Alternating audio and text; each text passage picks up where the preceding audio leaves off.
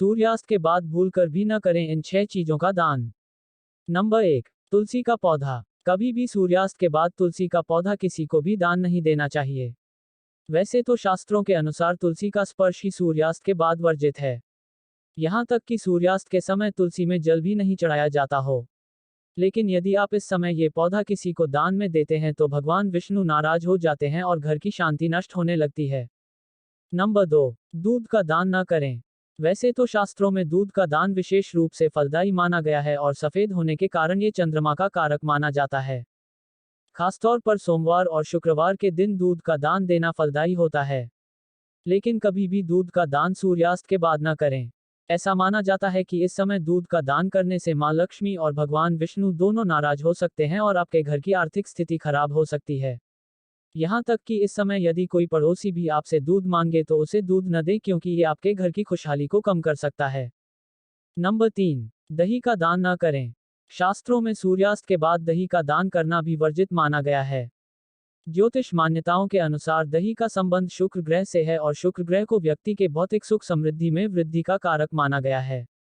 ऐसे में अगर आप सूर्यास्त के समय या उसके बाद किसी को दही का दान करते हैं तो शुक्र आपसे नाराज हो सकते हैं और आपकी सुख समृद्धि में कमी आ सकती है। इस समय पर यदि आपका कोई पड़ोसी भी दही मांगे तो उसे देने से मन कर दें। नंबर 4, पैसों का दान नहीं करें। वैसे तो आप में से कई लोगों ने सुना होगा कि सूर्यास्त के समय कभी भी किसी को पैसों का दान नहीं देना चाहिए, क्योंकि ऐसा करने से माता लक्ष्मी रूठ जाती हैं।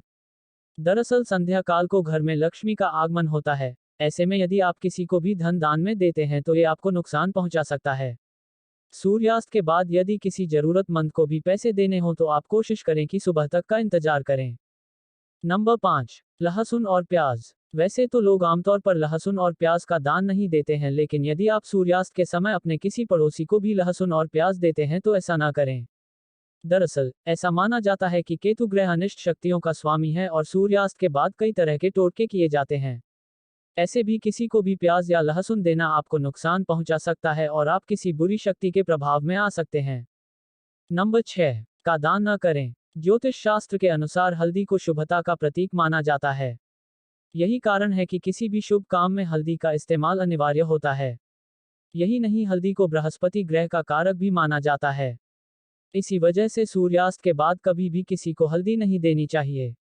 मान्यता है कि ऐसा करने से बृहस्पति ग्रह कमजोर हो जाता है, जिसके कारण हमें जीवन में समस्याओं का सामना करना पड़ता है। यह आपके घर में व्यर्थ के कलह कलेश बढ़ा सकता है।